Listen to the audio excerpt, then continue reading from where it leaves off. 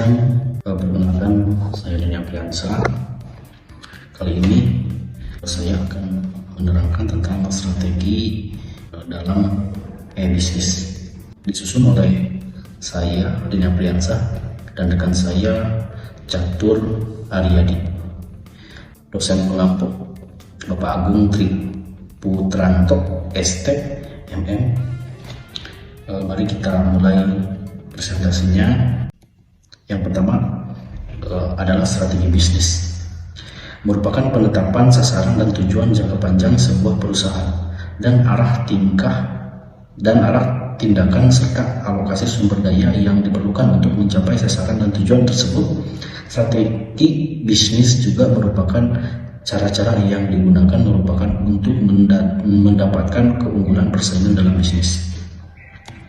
Lalu tingkatan strategi itu dibagi menjadi 4. Yang pertama ada tingkatan korporasi, tingkatan multidivisi, tingkatan fungsi nasional, dan 4 tingkatan operasional. Lalu di dalam suatu organisasi untuk mencapai tujuan manajemen, strategi memiliki beberapa karakter, diantaranya berorientasi pada masa depan, berhubungan dengan unit bisnis yang kompleks, kebutuhan dan kejelasan tugas sangat tinggi seiring perubahan yang terjadi. Kadang batas-batas tugas menjadi tidak jelas. Proses yang dijalankan tidak terpisah dari aktivitas manajerial lainnya.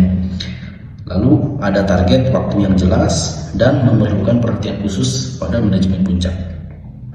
Lalu beberapa faktor perlu diperhatikan untuk manajemen puncak dalam merumuskan strategi, yaitu menentukan visi dan misi, nomor 1. Nomor 2, mengembangkan file perusahaan. Nomor 3, pengenalan produk. Nomor 4, analisis kekuatan. Nomor 5, mengidentifikasi beberapa pilihan. Selanjutnya adalah perilaku konsumen.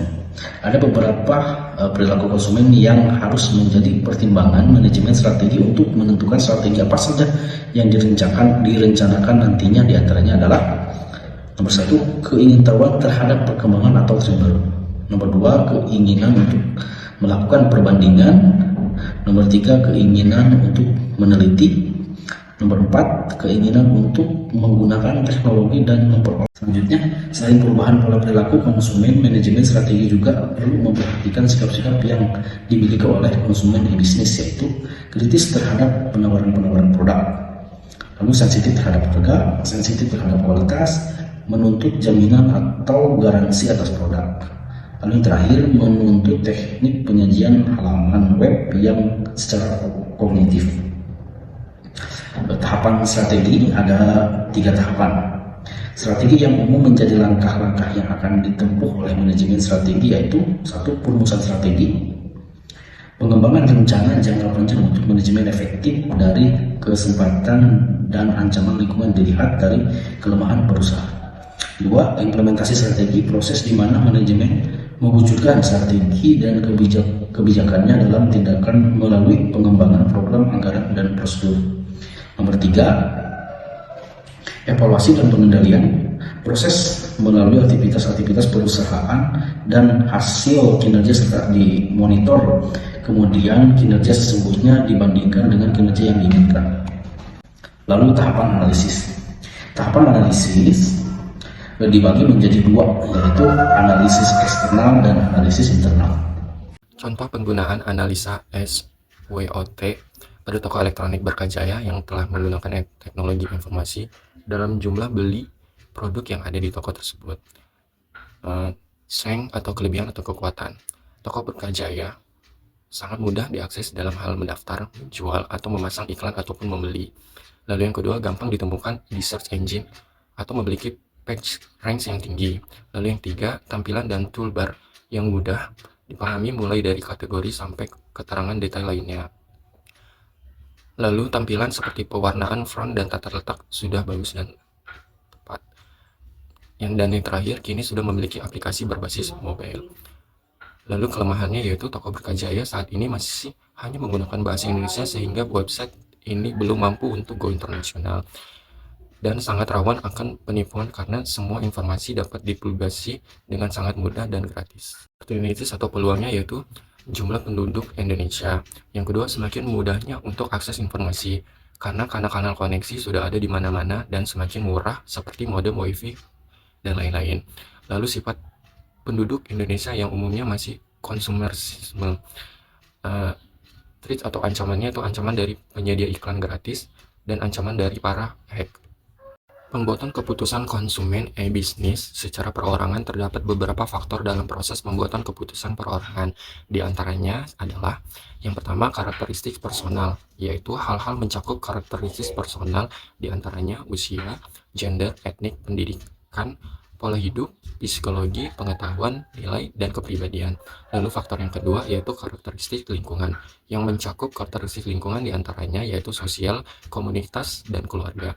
Lalu yang ketiga, sistem kontrol pemasok, yaitu sistem kontrol pemasok meliputi pendukung logistik yaitu pembayaran, pengiriman, pendukung teknik yaitu web design, intelligent agent, layanan konsumen yaitu fax, email, call center one-to-one. Lalu yang keempat, keputusan beli atau tidak, apa yang dibeli, di mana, kapan, berapa banyaknya, dan pembelian ulang. Yang kelima, stimulasi, yang mencakup pemasaran yaitu harga, promosi produk, kualitas, dan faktor lainnya yaitu ekonomi, teknologi, politik, budaya. Sedangkan faktor-faktor proses membuat keputusan organisasi atau perusahaan terdiri dari yang pertama, karakteristik personal, hal-hal yang mencakup karakteristik personal di antaranya usia, gender, etnik, pendidikan, pola hidup, psikologi, pengetahuan, nilai, dan kepribadian. Lalu yang kedua, pengaruh interpersonal yang mencakup otoritas, status, dan persuasi. Lalu yang ketiga, pengaruh organisasi. Ini mencakup kebijakan dan prosedur, struktur organisasi, dan sentralisasi atau desentralisasi. Faktor yang keempat yaitu sistem kontrol pemasok. Sistem kontrol pemasok melingkupi pendukung logistik yaitu pembayaran, pengiriman, pendukung teknik yaitu web design, intelligent agent, layanan konsumen yaitu fax, email, call center one-to-one. Faktor yang kelima yaitu keputusan beli atau tidak, apa yang dibeli, di mana, kapan, berapa banyaknya, dan pembelian ulang. Dan yang terakhir, simulasi. Simulasi yang mencakup pemasaran yaitu harga, promosi, produk, kualitas, dan faktor lainnya, yaitu ekonomi, teknologi, politik, dan budaya. Strategi untuk menghadapi kompetisi. Dalam proses bisnis, tentu tidak akan pernah terlepas dari yang namanya persaingan atau kompetisi. Karena itu, organisasi harus memiliki strategi untuk menghadapi kompetisi tersebut. Agar dapat terus bertahan dan berkembang, terlebih lagi strategi dalam pemanfaatan teknologi informasi.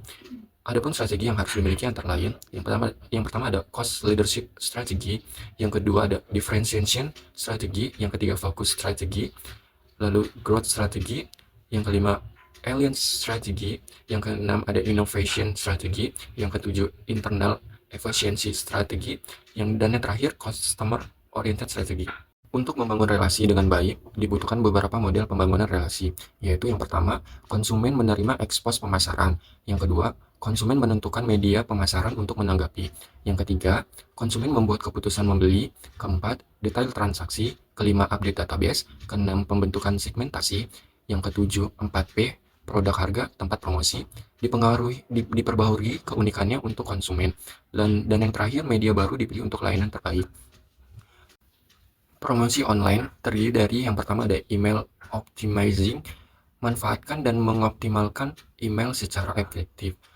Yang kedua ada putting on search engine, meletakkan uniform resource location atau URL dari situs tersebut di berbagai search engine. Lalu build an impressive website, membuat sesuatu yang berkesan pada situs tersebut. Dan yang terakhir, link comparison, melakukan dan mengadakan kerjasama. Promosi offline terdiri dari tabloid atau magazine, jurnal, newspaper, atau billboard. Sensitivitas harga. Salah satu strategi yang paling sering dilirik oleh konsumen tentu saja adalah harga. Konsumen sangat sensitif terhadap harga. Karena itu, organisasi harus memperhatikan sensitivitas harga ini dengan menerapkan beberapa strategi, yaitu yang pertama, nilai yang unik, substitusi. Ketiga, konsumen akan sangat peka terhadap pengeluaran total. Keempat, penyajian biaya. Kelima, harga. Keenam, persediaan. Produk sangat mempengaruhi elastisitas harga.